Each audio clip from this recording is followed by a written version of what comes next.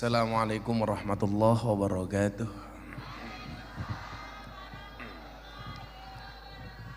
Hamdan wa syukranillah, salatu wassalamu ala rasulillah Sayyidina Maulana Muhammad ibni Abdillah, wala hawla wala quwata illa billah, amma ba'du. Dumateng ngarsanipun penyuguh wedang nyuguh delik-delik kaya maling yo, terang-terangan wae.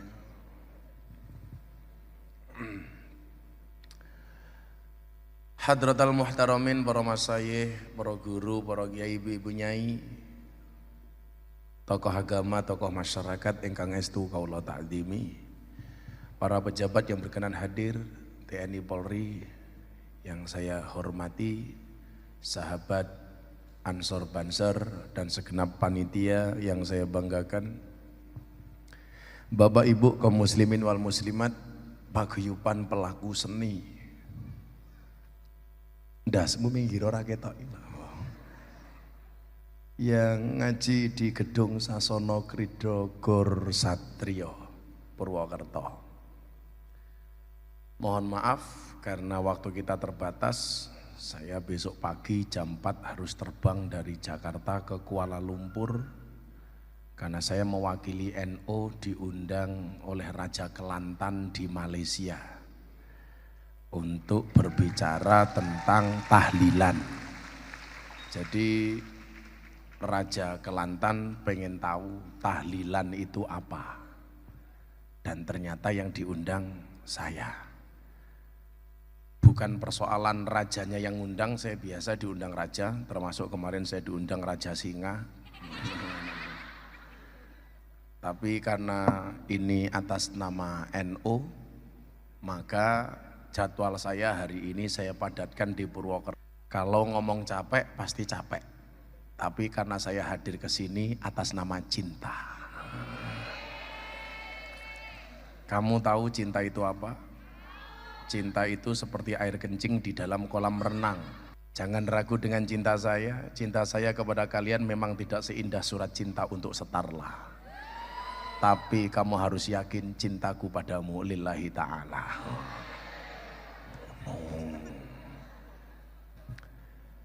Bapak Ibu yang saya muliakan,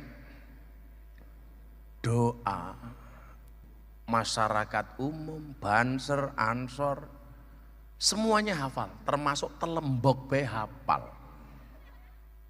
semua. Karena binaan saya di Sarkem itu kalau saat dulu berdoa, ayo Mbak Lonte berdoa, Robbana atina fid dunya, Robbana atina fid dunya hasanah, wa fil akhirati hasanah, wa qina adzabannar. Itu merupakan doa minta kebahagiaan di dunia dan akhirat.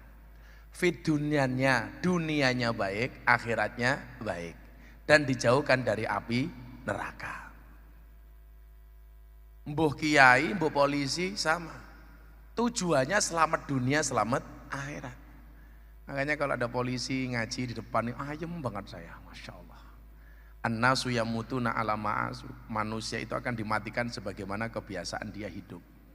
Jadi kalau ada polisi biasanya berangkat ngaji ya matinya insya Allah pas pengajian. Amin. Tapi kalau polisi dolane pinggir dalan tok ya matinya tabrak truk ya. Ini cangkeme sapa ki? Ombo temen. Cangkeme rondo ya.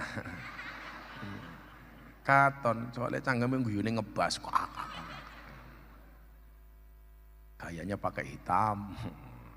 Putih tidak berarti suci, hitam bukan berarti kotor.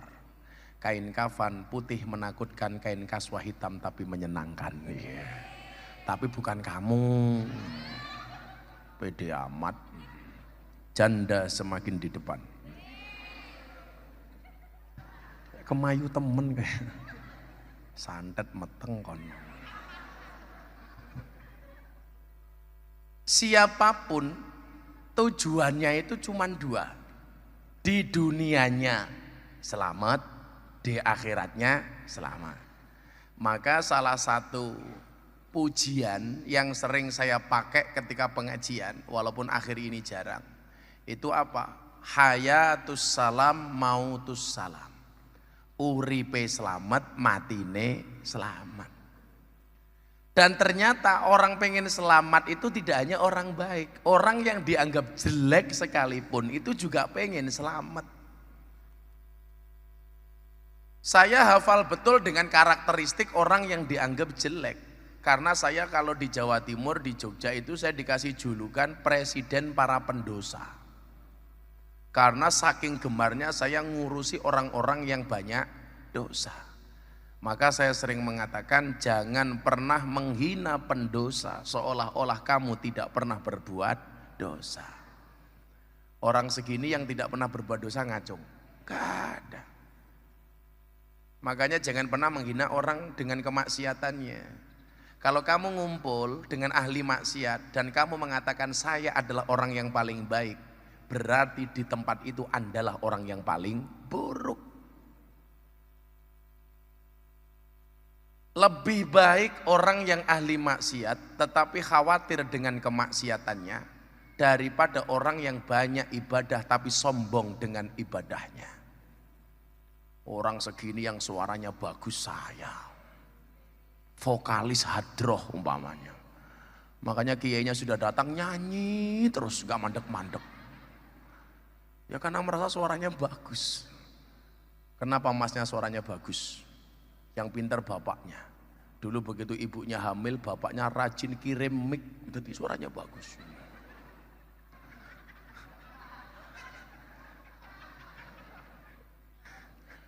Ya, rajin kirim mic jadi ya beda lah. Inyongnya ya rambutnya subur. Soalnya zaman emboke inyong biyen meteng, bapaknya inyong sergap kirim sampo.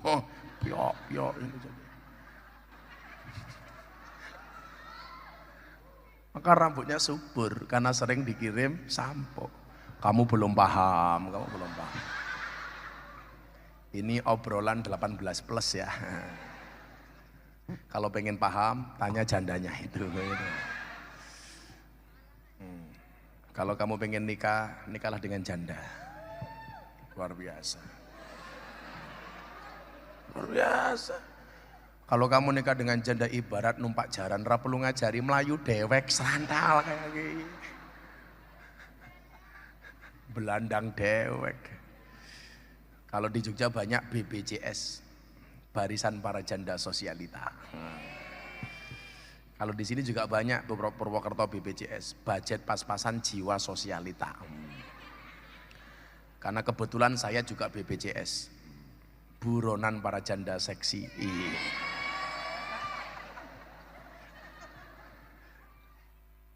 Janda guys, wahai para janda, ingatlah, hai matamu, wahai para janda ingatlah bisa jadi cinta pertamamu meninggalkan luka, tapi kamu harus yakin cinta keduamu insya Allah menghadirkan surga. Iya, siapa tahu kamu dirabi sama Banser, kalau kamu dinikah sama Banser, bagaimana tidak, kiai saja dijaga, apalagi bodimu ya. Wih dirabi karo Banser bendino push up. Insya Allah saya besok masuk surga dikawal oleh Banser. Banser itu kan tugasnya survei lokasi. Jadi sebelum kiai masuk surga, Bansernya survei. Begitu surganya siap, Bansernya telepon kiai, kiainya masuk surga. Banser metu maning kira-kira.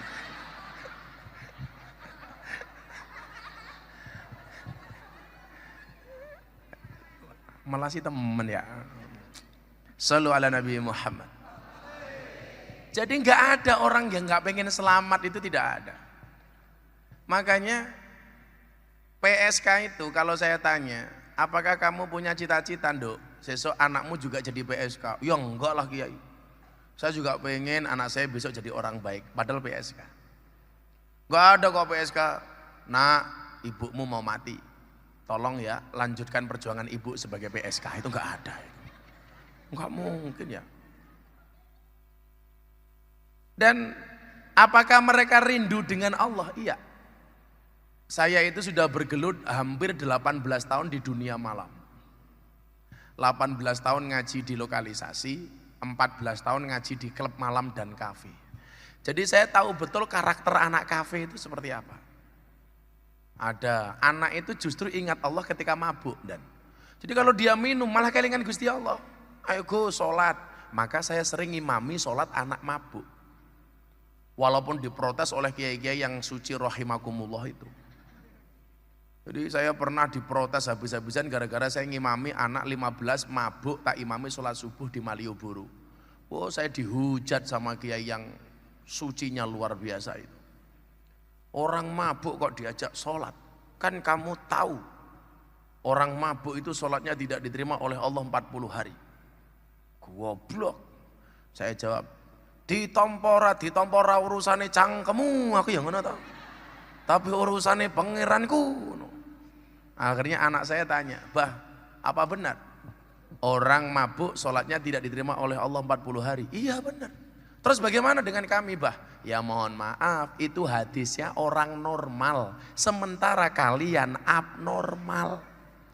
Kalau kamu sholatnya nunggu nggak mabuk, pertanyaan saya, sholatnya kapan? Wong bendino mabuk. Bahkan mereka bikin paguyupan namanya pangunci, paguyupan ngunjuk ciu. Sing diombe apa? Sifas, ciu plastikan. Jadi saya biasa mabuk di pinggir jalan, tak datangin ayo sholat, Allahu Akbar. Mereka di belakang, Allahu Akbar. Ghairil maghdubi alaihim waladdallin. Harusnya jawabnya amin, mereka enggak. Ghairil maghdubi alaihim waladdallin.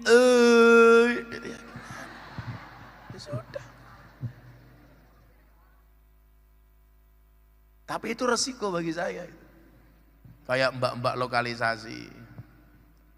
Boleh nggak bah kalau saya mau ngelonte itu doa dulu? Ya boleh-boleh saja. Ya doa itu kan untuk siapa saja. Dan Allah itu mendengarkan doa siapapun. Ud'uni astajib lakum. Wa idza sa'alaka ibadi anni fa inni qarib. Allah itu dekat, ujibu da'watad da'i idza da'an. Maling itu loh pakai doa. Jadi lonte kan ya ndonga. Arep mangkat kerja dandan sing ayu, tangannya diangkat, ya Allah, mudah-mudahan malam ini tamu saya banyak tur lomo-lomo. Iya, tahu-tahu tukang syutingnya datang. Iya. Makanya kenapa mereka selalu saya kasih mukena. Saya itu 3 bulan sekali bagi mukena, yang belum dapat pasti saya belikan. Saya kadang-kadang kalau beli mukena itu 100, 200 berikut dengan sajadahnya. Mbak-mbak PSK tanya sama saya, ikhlas napa mboten Kiai? Ikhlas. Syaratnya napa? Tinggo salat, aja tinggo lemek. Aku yo ngono kok. Oh tinggi lap. Berkah saking Gus Miftah, matane.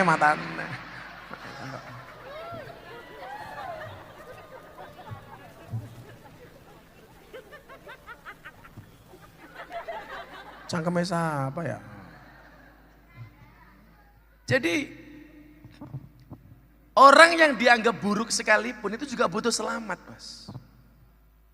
Makanya kemudian saya menawarkan metodologi dakwah jemput bola. Kenapa demikian? Mereka itu sebenarnya pengen ngaji, mbak-mbak PSK itu gabung dengan jamaah umum itu pengen. Tapi biasanya orang-orang yang suci ini cangkemnya nggak kuat, lonte kok ngaji. Saya kasih contoh, ini fakta, bukan fiktif tapi fakta. Saya duduk di teras kafe Jalan Seturan Kota Yogyakarta mau pengajian sama mbak-mbak dunia malam, LC. Kalau di Purwokerto ya namanya Purel lah. Apa nih gini? PL, pemandu lagu. Atau Purel. Apa? Apa nih gini? Kotis. Kalau di Pantura namanya Purel, perempuan rela diusel-usel. Mereka kerjanya di mana sih? Di puskesmas, pusat kesenangan mas-mas. Pekerjaan mereka apa? Mewarnai kehidupan rumah tangga orang lain. Apa yang mereka lakukan? Karaoke, katorok dibuka, oke.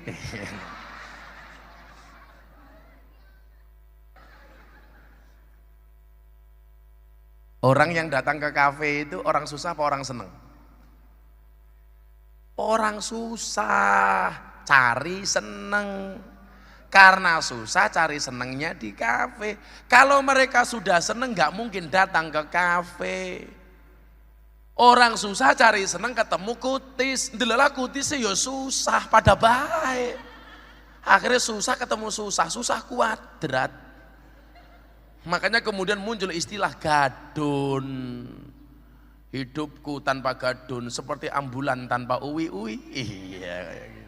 Kowe ora paham durung balik ya. Kowe durung sunat. Ya ora ngerti ya. Kalau inyong yang ngerti kan kayak ini telembok ya gimana? Telembok. Begitu saya duduk-duduk sama mbak-mbak itu di teras kafe itu. Namanya teras kafe, bukan kok di terasnya kafe, teras kafe di Jalan Seturan. Itu ada rombongan pengajian lewat. Neng, gitu. Apa bahasa yang keluar dari mulut mbak-mbak dunia malam? Beruntung banget yang mereka Gus. Malam ini kami bermaksiat, mereka ibadah. Saya ngiri sama mereka.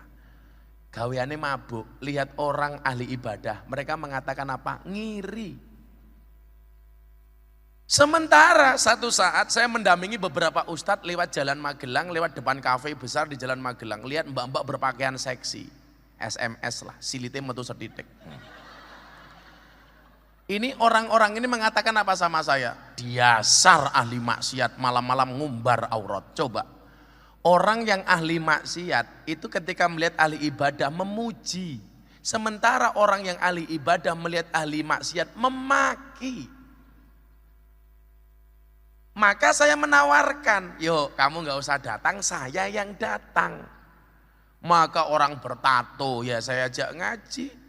Santri saya banyak yang tindian ininya bertato, macam-macam. Ada yang tato mbak-mbaknya di sini tato cecak. Ini. Ya kalau masih seksi dan cecak, begitu hamil boyo, kan gede banget.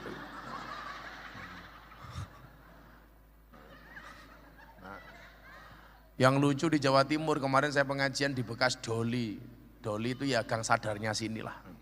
Doli. Premannya ngumpul di depan panggung itu ada orang badannya gede. Perutnya saya buka biak ditato beduk. Ya Allah. Itu tato apa mas? Beduk. Kenapa kamu tato beduk? Saya cinta dengan NU. Masya Allah. Itu tato beduk. Iya. Tutu endi ngisore tak cari gak ketemu. Orang ketemu ya.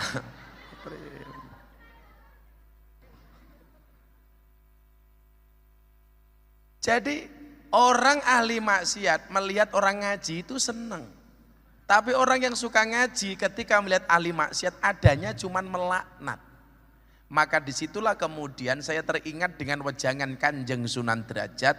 Wene ono ageman marang wong wuda, wene ono tongkat marang wong wuta. Berikanlah pakaian kepada mereka yang telanjang, berikanlah tongkat kepada mereka yang buta. Tapi ya mohon maaf, jangan mentang-mentang saya bawa tongkat dikira buta. Kayak saya kemarin umroh, pulang melalui bandara Jeddah, saya pakai kacamata hitam, pakai tongkat. Begitu saya datang polisinya heboh, torik, tolong dikasih jalan. Saya bangga banget ngerti saya dia. Sampai bandara saya tanya, Pak polisi kenapa saya datang semua disuruh minggir? Jelas ada orang buta lewat, matane tak bilang. Wenono ageman marang wong buta, wenono tongkat marang wong buta. Itu ajaran berbagi. Maka kemudian saya terjemahkan apa? Menyalakan lampu itu di tempat yang gelap, menyapu itu di tempat yang kotor. Maka saya sampaikan, kibaskanlah sapumu di tempat yang kotor, nyalakanlah lampumu di tempat yang gelap. Kalau saya ngaji di masjid, wah itu enggak menyalakan lampu, tapi menghidupkan lampu yang sudah hidup, menjadi lebih terang. Kalau saya ngaji di pondok pesantren, tidak nyapu di tempat yang kotor, hanya sekedar lebih membersihkan tempat yang sudah bersih. Maka saya katakan kepada mereka, nah ingatlah, bisa jadi dosamu sebesar kapal, tapi kamu harus yakin ampunan dari Allah lebih luas daripada lautan. Surga itu pada akhirnya akan ditempati oleh ahli maksiat yang bertaubat, bukan orang yang sok suci namun pada akhirnya tersesat. Ahli maksiat belum tentu masuk neraka, ahli ibadah belum tentu masuk surga. Karena banyaknya dosa bisa terhapus dengan tobat yang sungguh-sungguh, dan banyaknya pahala bisa hilang karena ujub, riak dan kesombongan. Maka seburuk apapun masa lalumu, yakinlah masa depanmu masih suci dan bisa diselamatkan. Makanya saya enjoy ketemu mereka, sama sekali nggak benci. Maka kemudian Allah bagi orang yang banyak dosa, apa kata Allah dalam Al-Quran? Qul ya ibadiyalladzina asrafu ala anfusihim la taqnatu min rahmatillah. Cangkemnya mengong apa? Allah. Cangkemnya rondo lah guyu banter temen. Lah Allah lirih temen. Saya itu bisa membedakan janda apa enggak, dan itu tidak perlu cara lihat statusnya. Cara pegang mic itu beda. Kalau perawan begini, kalau janda kayak dia, mantep. Ulangi. Qul ya ibadiyalladzina asrafu ala anfusihim la taqnatu min rahmatillah. Innallaha yaghfiru dzunuba jami'a innahu huwal ghafurur rahim. Apa kata Allah kepada para pendosa? Katakanlah wahai hambaku yang melampaui batas. Coba, ini kata kuncinya ya. Anda benar-benar ini tolong diperhatikan. Ini kata kuncinya. Orang yang banyak dosa oleh Allah dalam Al-Quran tidak disebut wahai engkau para pendosa. Enggak. Orang yang banyak dosa Allah tidak memanggil wahai engkau ahli maksiat. Enggak. Tetapi Allah mengatakan wahai hambaku yang melampaui batas. Dia tidak memanggil ahli maksiat tapi memanggil hambaku. Untuk menunjukkan kedekatan Allah dengan mereka yang melampaui batas. Hambaku. Padha karo kowe nyeluk anakmu, hai anakku. Sama saya yang memanggil kamu, hai jandaku.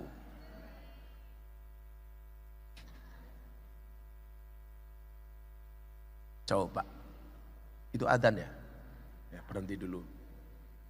Selesai adzan, pengajian selesai.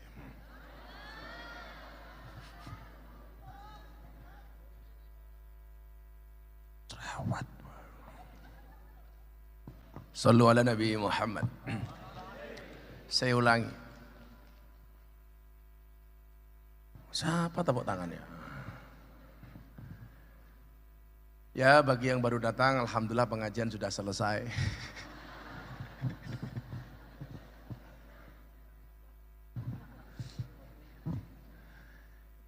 Orang yang banyak dosa, Allah tidak memanggilnya dengan wahai engkau para pendosa.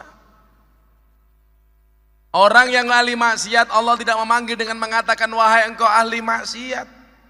Tetapi Allah memanggil dengan hai hambaku yang melampaui batas. Supaya Allah pengen menunjukkan secara psikologis Allah dekat dengan para pendosa. Apa kata Allah? La taqnatu min rahmatillah. Hai hambaku yang melampaui batas, janganlah kamu berputus asa dari rahmat Allah. Saya jadi ingat kawan saya lama, namanya Gito Rolis. Ini artis kawakan zaman dulu. Beliau itu dulu ahli maksiat, awalnya. Pas jadi artis itu mau limo semuanya dilakukan. Saya dulu juga mau limo sih. Tapi beda mau limo saya dengan Gito Rolis. Madep mantep mangan melu moro tuwa. Bahkan saya M10, mantep mangan melu moro tuwa moring-moring menantu meneng mawon. Sampai akhirnya saya M15. Mantep mangan melu moro tuwa moring-moring menantu meneng mawon, moro tuwa mati menantu melu marisi. Kata mertua saya cuman M1, apa? Matamu. Sebenarnya mbah saya itu sugih banget dulu. Mbah saya itu kaya 7 turunan. Persoalannya saya keturunan nomor 8, jadi udah gak ada apa-apa. Ya enteng-entengan terang apa-apa. Gitorolis itu setiap kali ketemu saya dia bilang, Gus, apa Om, tolong bacakan ayat ini. Dia minta dibacakan kul ya ibadiyalladzina asrafu ala anfusihim. Cita-citamu apa Om? Saya pengen mati hari Jumat dalam keadaan pengajian. Dan ternyata Allah kabulkan. Gitorolis meninggal hari Jumat ketika kultum subuh. Coba. Saya tanya, Om, kenapa kamu pengen mati hari Jumat? Kalau saya mati hari Jumat, Gus, yang mensolatkan banyak. Itu toh alasannya. Maka ketika seorang hamba itu berbuat dosa, apakah langsung ditulis oleh malaikat Raqib dan Atid? Enggak. Begitu malaikat mau nulis, Allah membisikkan kepada malaikat. Malaikat, apa Gus? Gusti Allah maksudnya. Apa Gus? Aja mau tulis dhisik. Lah ngapa? Dinteni. Engkau wancine salat, barangkali dia mau bertobat. Jangan kamu tulis dulu. Begitu dengar adzan, Allahu Akbar, Allahu Akbar. Hambanya yang berbuat dosa tadi tidak datang. Apalagi wong Purwokerto, krungu adzan bae susah. Duhur lagi kerja denger adzan. Allahu Akbar, Allahu Akbar. Apa jawabannya? Adzan maning kayak gitu. Krungu adzan bae susah. Orang Purwokerto kiyak seneng krungu adzan mung pisan. Kapan adzan maghrib bulan puasa. Orang mergo salate tapi mergo bukone. Maka kalau bisa maghribnya ikut Surabaya, imsaknya ikut Medan. Lama banget. Begitu adzan yang tadi berbuat dosa enggak datang, malaikatnya mau nulis, ditegur sama Allah. Jangan dulu, jangan dulu. Bahkan Allah mengatakan kepada malaikat ini, jangan bilang teman-temanmu, kamu jangan mengumbar aibnya dia. Coba, Allah nutupi dosa kita. Terus kapan saya tulis? Tunggu sampai hari Jumat, barangkali dia mau Jumatan. Begitu khatibnya teriak-teriak, ya ma'asyiral muslimin. Ini biasanya nggak mungkin tahu isi ceramah khutbah. Karena khatibnya teriak-teriak, jamaahnya. Makanya kalau saya begini tanya, apakah obat tidur yang paling mustajab? Obat tidur yang paling mustajab adalah khutbah Jumat. Makanya kalau saya sekarang ngaji, Anda tidur nggak apa-apa kok. Cuman Imam Al-Ghazali mengatakan an-naumu akhul maut, tidur itu saudaranya mati. Milo kok saya ngaji jenengan tidur berarti pengen cepat-cepat mati. Milo reka tak kandaan nih, saayu-ayune uwong ngantuk ketok elek. Lah wong ayu bae ngantuk ketok elek, apa meneh wong merongos ngantuk. Ya elek temen ya. Gedang kluthuk mateng gedang kluthuk mateng cengkeh, wong sing ngantuk lambene. Gedang kluthuk dipangan uler, wong sing ngantuk mangap lan ngiler. Wih, jandane jangan ngantuk. Ya kamu nggak mungkin ngantuk, kan lihat Kiai Tampan. Alah. Le, tangkap le. Kayak kawan. Tolong jandanya mundur dikit, jangan maju-maju. Kenapa kamu saya suruh mundur? Cantiknya kelewatan. Iya.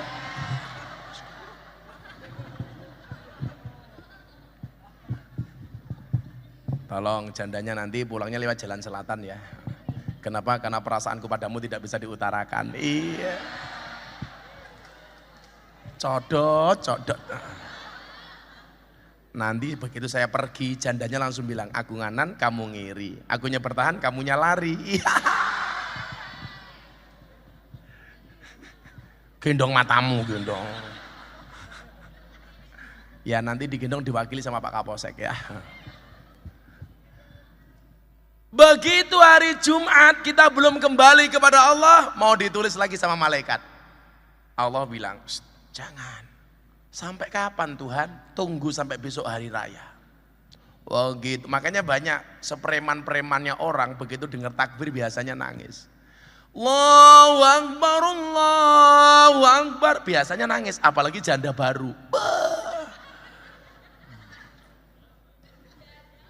Loh, Inyong seneng karo janda sampai duwe lagu babakan janda. Ono tangis kelayung-layung, tangise rondo, atine bingung. Nangis saben bengi, turu dhewe, rono sing ngancani. Ditumpaki arang-arang. Sing numpaki siapa ya?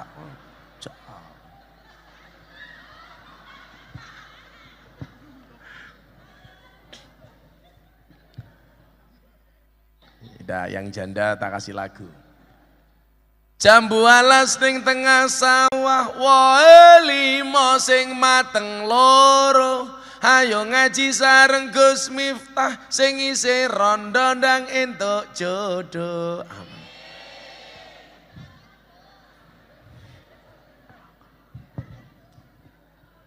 Tolong kursi saya mundur dikit ya. Wedi aku. Bisa mulai jika diperkosa bisa gitu. Begitu hari raya orang juga belum ingat Allah. Apa kata Allah kepada malaikat? Jangan kamu tulis dulu, tunggu sampai dia menikah. Makanya kenapa kalau orang itu mau menikah biasanya disuruh baca syahadat, istighfar, sholawat. Sebenarnya tujuannya itu. Yuk baca sholawat dulu, Allahumma istighfar dulu, astagfirullahaladzim sebelum saya terima nikahnya. Kalau sudah menikah tetap dia belum kembali kepada Allah, Allah baru mengatakan kepada malaikat, malaikat kasih hambaku itu cobaan sedikit biar dia ingat dengan aku. Kasih masalah. Makanya coba Bapak Ibu ingat, kadang-kadang sebelum menikah nggak punya masalah apa-apa, begitu menikah malah punya masalah. Itu biasanya merupakan akumulasi dari kesalahan masa lalu. Jadi orang itu kalau dikasih nikmat terus malah lupa. Contoh begini, di atas ada mandor, di bawahnya ada tukang, dilempar uang 50.000. Biasanya uangnya diambil tidak pernah melihat siapa yang lempar uang. Lempar lagi uang 100.000, uangnya diambil nggak lihat siapa yang lempar uang.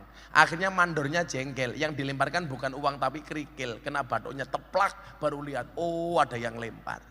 Orang itu kalau dikasih nikmat terus biasanya malah lupa. Tapi kalau dikasih masalah oleh Allah biasanya malah ingat.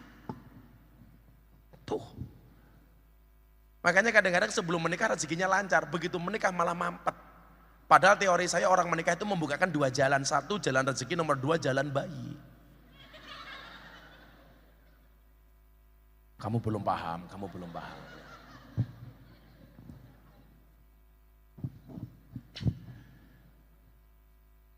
Maka apa? Kesadaran inilah kemudian yang perlu kita buat. Bagaimana kemudian kita senantiasa mendekatkan diri taqarruban ilallah. Fafirru ilallah. Maka kalau Anda lihat semua pengajian saya itu rata-rata saya tutup dengan sholawat hasbi rabbi jallallah ma fi qalbi ghairullah Nur Muhammad sallallahu la ilaha illallah. Ini pasrah. Hasbi Rabbi Jallallah. Tidak ada penolong bagiku kecuali Allah yang Maha Agung. Jadi masalah apapun enteng. Kenapa? Yang menyelesaikan Allah.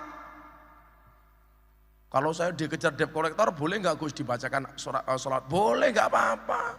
Bayar. Hasbi Rabbi Jallallah, bayar.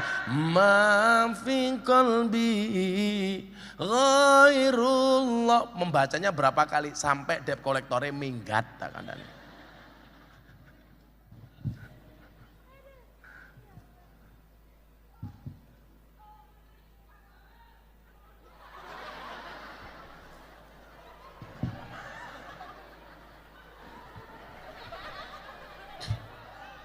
Apa? Kacamatanya buka. Kok kamu nafsu banget sama mataku? Pertanyaannya kamu itu pengen mendengarkan ngaji, kok pengen pendelok mataku? Belum aku buka saja kamu sudah nafsu. Apalagi kalau kebuka. Sekarang minta kacamata, nanti minta celana dan tadi saya naik panggung ibunya bilang, wow celananya lucu. Apalagi isinya. Ya, selawatan dulu aja yuk. Ya, ayo kerja. Ngah ini. Minta selawat baru apa selawat lama? Baru, belum jadi, ya belum jadi. Yang lama sudah lupa. Yang baru itu kan kayak Kartonyono medhot janji. Wi lagune jandane ya. Biyen aku sebetah suwe-suwe mlumah. Nuruti kekarepanmu sak wayah-wayah. Biyen wis tak wanti-wanti aja mlebu mburi. Minta lagu apa? Yang di atas minta lagu apa? Mabok janda matane, mabok janda. Aku sing gadis beok janda. Minta apa? Ditinggal rabi. Mana ana? Lah kamu siapa? Pamer bojo. Apa maning? Jambu alas. Kalau Pak Kapolsek pesennya satu, cinta tak terpisahkan. Lagu ini kayak gini. Tekku iki aja nggo dolanan, mergo tekku sagede kentongan kayak gini.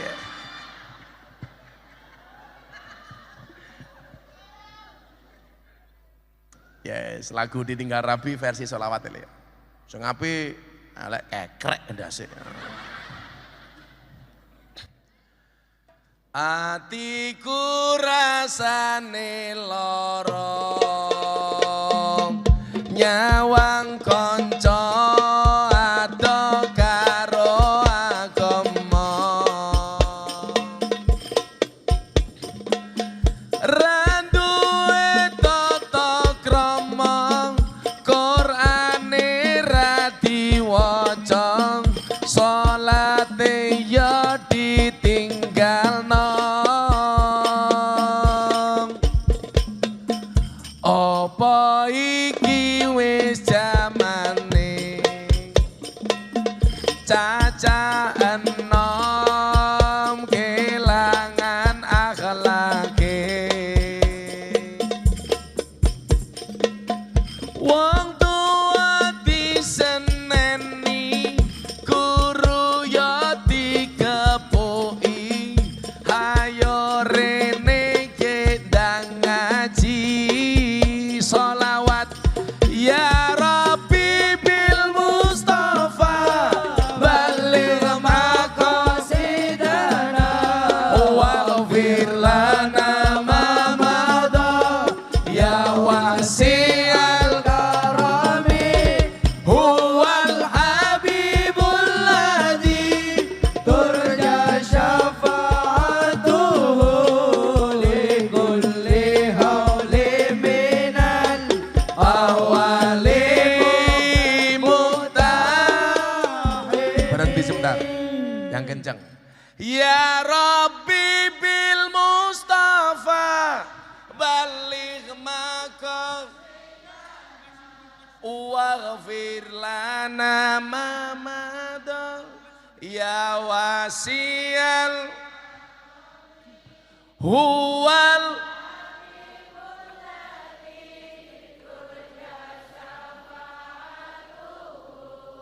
likulli halim minal ahwali muqtah. Lanjut ngambiar bareng. Hatiku rasane lara nyawang kowe rapi karo wong liya nangis gede alaku remuk ajur rasaku kowe tega ninggal aku. Apa iki wis dalane kudu pisah kelangan tresnane kudu kuat atiku kudu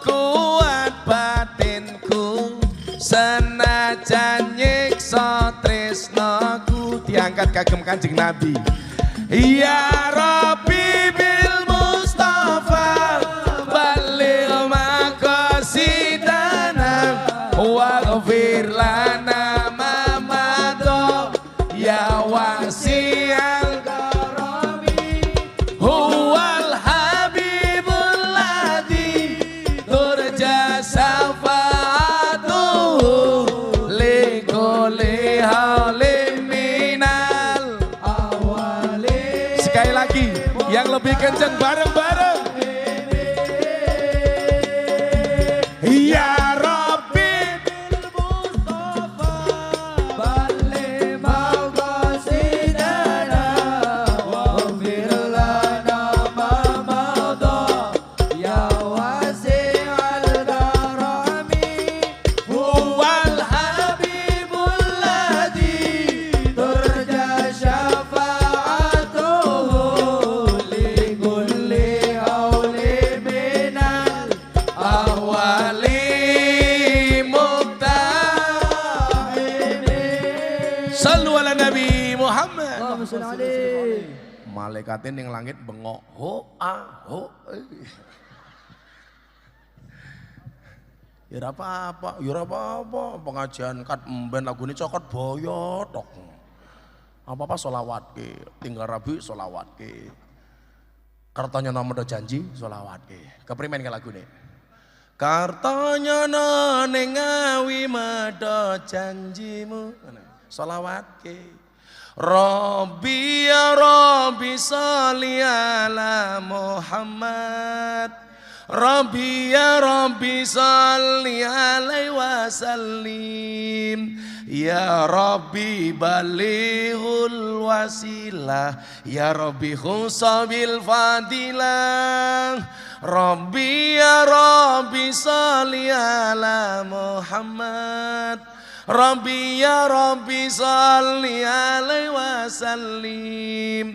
Allah ya Rabbi sholli alaihi wasallim. Alaihi wasallim. Ho ah ho.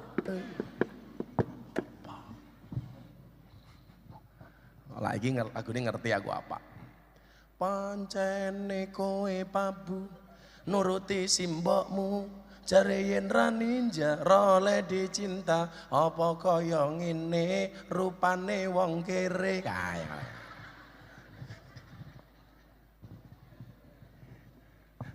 Masa janda njaluk lagune kimcil kepolen. Ya ora pantes.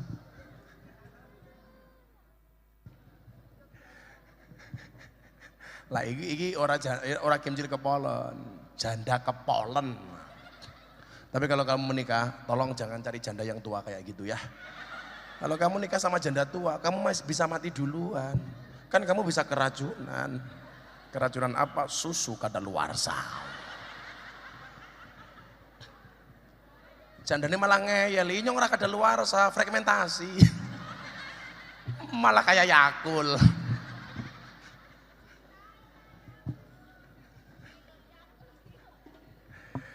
Yuk, selawat cici maning yuk. Saniki selawati wong NU bareng-bareng ya.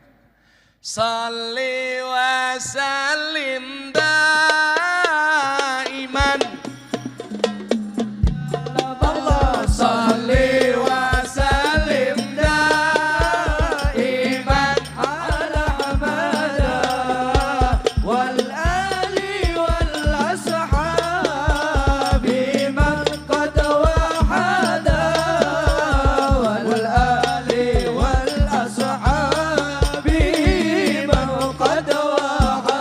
Bareng-bareng sholli wa sallim.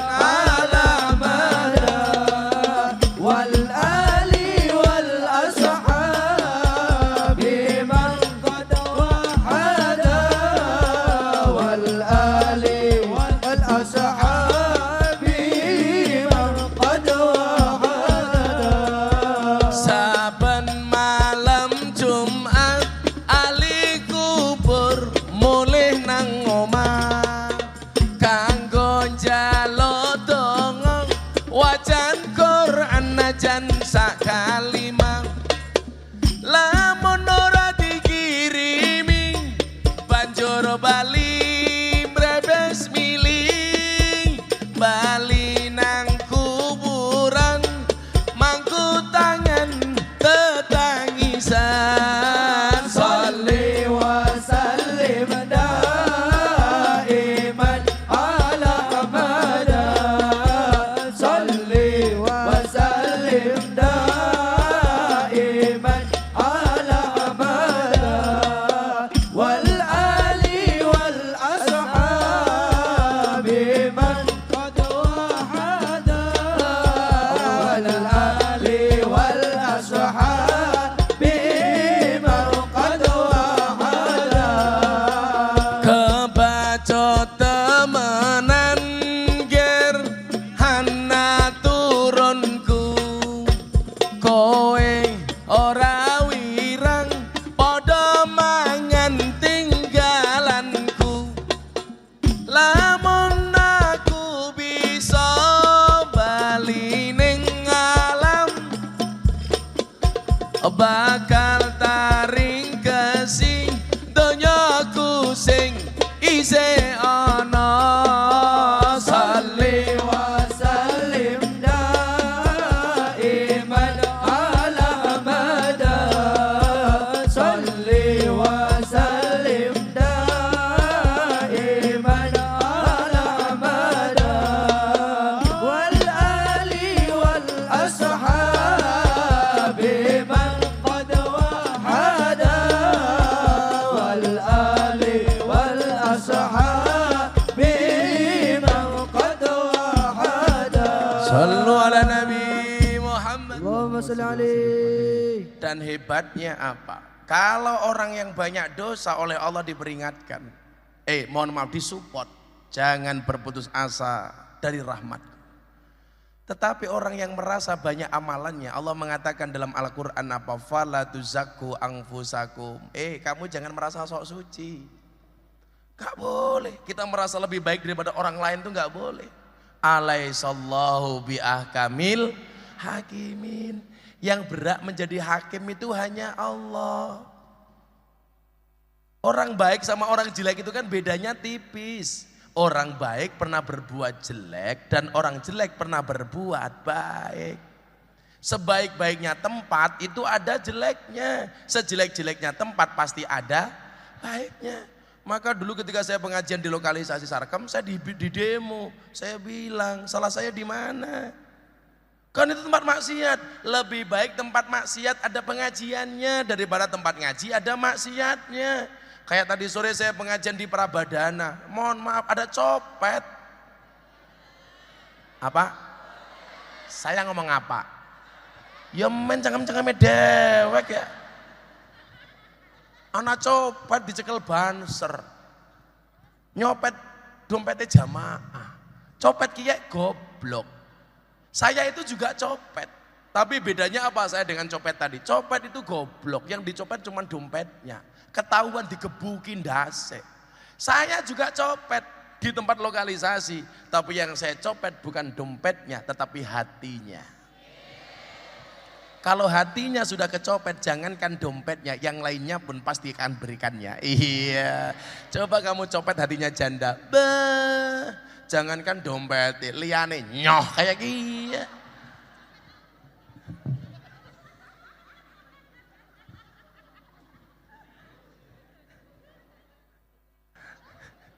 Malah copet aku, Gus. Bisa copot manukku malah.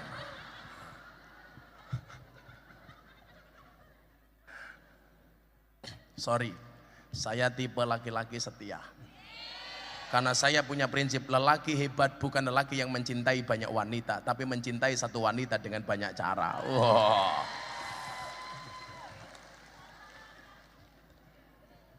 Maka tenane Gus matamu, tenane. Kan ada kamera. Kamu nggak usah galau dengan cewek. Cewek itu kan banget. Kamu tahu nggak bedanya sound system sama cewek? Bedanya tipis. Kalau sound system diragatin teh oke kita ujute. Cewek diragati oke dipek kancane. Ambiar. Akhirnya nangis. Becik ke titik, Allah ketara. Wis kebacut tak bribik malah ditikung karo kanca. Ambiar. Shallu ala Nabi Muhammad. Maka saya membuktikan kepada orang-orang yang ahli maksiat. Saya sholat di lokalisasi Sarkem. Begitu saya baca surat Al-Muzammil, semuanya menangis. 5 orang PSK di belakang saya nangis semua. Saya batin dan iki lonte krungu ngaji nangis. Jadi waktu itu setiap malam Jumat itu saya datang ke lokalisasi. Saya pakai sarung, saya pakai kopiah, pakai baju koko. Preman-preman tuh semuanya curiga sama saya. Dan saya dari dulu nggak pernah takut yang namanya dengan preman. Saya pembukaan pengajian di Jakarta dikeroyok preman 20. Saya nggak mundur. Kenapa belakang saya tembok? Ya saya mau lari kemana? Kemeriwe. Saya datang, bahkan saya sempat ditodong bedil sama preman Sarkem waktu itu. Dan alhamdulillah semuanya fine-fine saja. Gak ada masalah. Taklukkan semuanya dengan senyuman. Begitu saya masuk hari kelima, diloke, ngelonte kok sarungan, matane tak bilang gitu. Saya sholat tahajud dan saya ingat malam ke-7 itu yang saya baca surat Al-Muzammil. Nangis mbak-mbak PSK. Ya ayyuhal muzammil qumil laila illa qalila nisfahu aw inqus minhu qalila aw zid alaihi warattilil qur'ana tartila inna sanulqi alaika qawlan saqila. Mbak-mbak PSK di belakang saya itu nangis semua. Begitu rakaat kedua, bacaan saya teruskan, saya ikut-ikutan nangis. Kenapa saya ikut-ikutan nangis? Apakah karena saya ingat dosa? Enggak, inyong gengsi, lonte be nangis, macam inyong ora.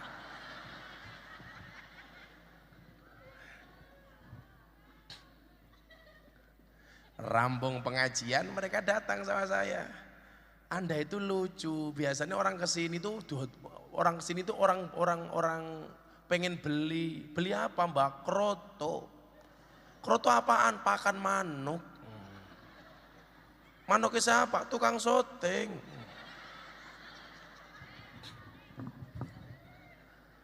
Jadi ibu-ibu yang masih punya suami nanti pulang ngomong yang lembut sama suamimu, papa mau makan malam kroto papa.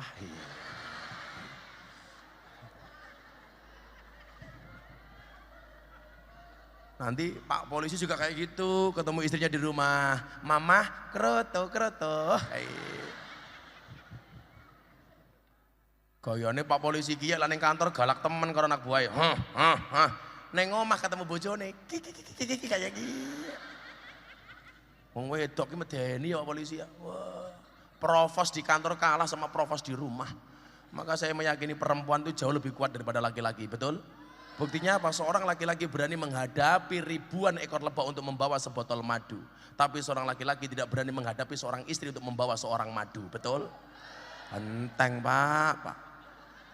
Kelemahannya perempuan itu satu, terlalu banyak mengingat. Sementara kelemahannya laki-laki juga satu, terlalu cepat lupa.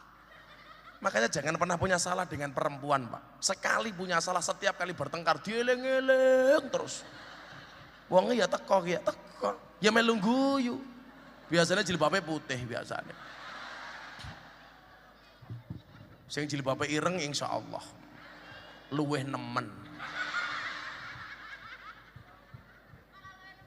Perempuan dilawan, wah, menakutkan Pak. Tapi bapak-bapak yang punya istri galak, saya jamin besok di akhirat siksamu akan dikurangi oleh Allah. Kenapa suami yang punya istri galak siksanya dikurangi oleh Allah di akhirat? Karena selama di dunia sudah sangat tersiksa.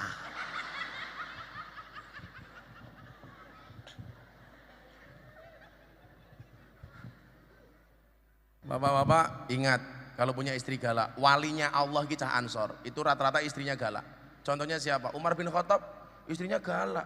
Maka kalau kamu punya istri galak, dua kemungkinan. Satu, Anda akan diangkat menjadi walinya Allah, amin.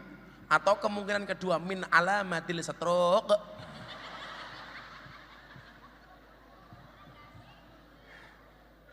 Setrogasi. Perempuan dilawan. Kuat mereka nak. Gimana tidak, pabrik susu 2 dibawa sendiri. Coba Banser, halah bawa telur 2 titip sama burung.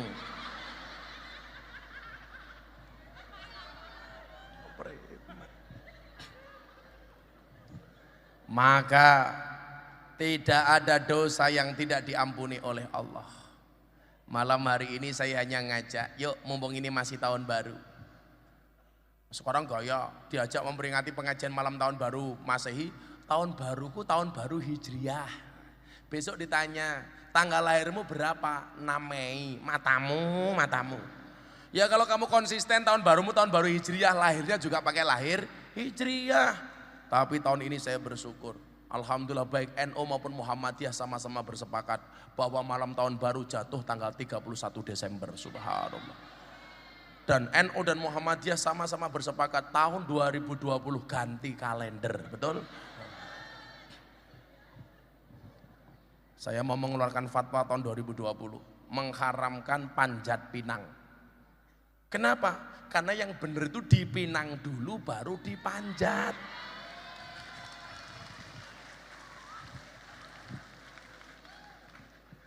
Masa manja dulu baru minang? Jangan, lindungi bodimu mbak. Kamu dititipi oleh Allah namanya ASI, air susu ibu. Jaga untuk anak-anakmu, jangan dikasih sama codot. ASI itu praktis, ekonomis, demokratis dan dilindungi badan hukum. ASI itu praktis, bisa dibawa kemana-mana.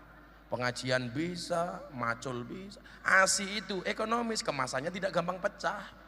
Kan gak ada ASI penyok, orang. Dan ASI itu demokratis, maksudnya apa? Bisa dipakai bapaknya, bisa dipakai anaknya. Dan Pak Polisi harus tahu ASI itu dilindungi badan hukum. BH, badan hukum.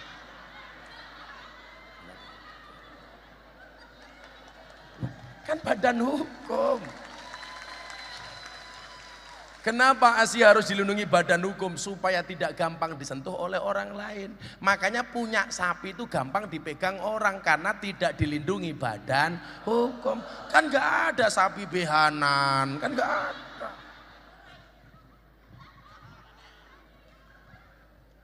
Yuk, sama-sama kita perbaiki 2020, insya Allah nasib kita semuanya akan berubah. Saya doakan 2020 yang belum bekerja, yang belum usaha segera usaha, yang jomblo segera menikah. Sekarang aneh, kerja nggak mau usaha, nggak mau, tiap hari tidur, bikin status di WA, akan indah pada waktunya. Matamu, ndang tangi yo Jon, obatmu ndang diombe. Ora gelem gawe kok akan indah pada waktunya. Ngibadah ora gelem, sholat ora gelem, pede masuk surga. Pertanyaannya malaikatnya mau amplop pipira.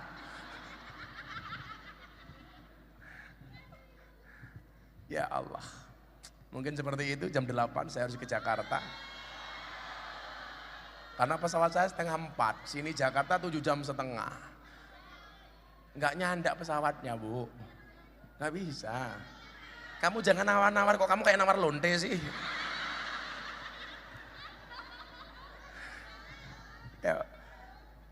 Ya. Hasbi Rabbi Jalallah ma fi qalbi ghairullah Nur Muhammad sallallahu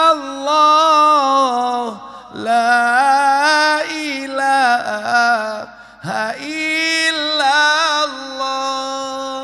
hasbi rabbi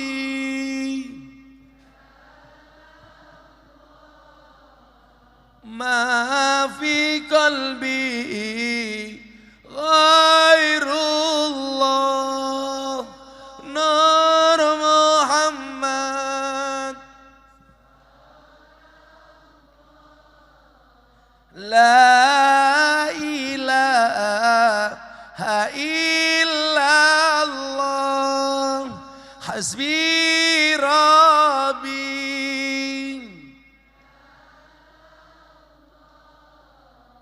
ma fi qalbi ghairullah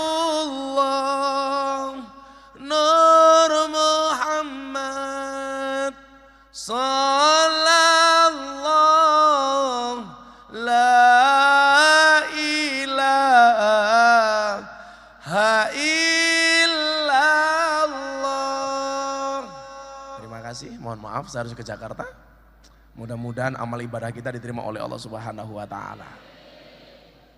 Sebagai pesan terakhir, nak, kamu lihat kenapa kaca mobil bagian depan itu pasti jauh lebih besar daripada kaca spion. Ingatlah, masa depan kita jauh lebih besar daripada masa lalu kita. Terima kasih. Assalamualaikum warahmatullahi wabarakatuh.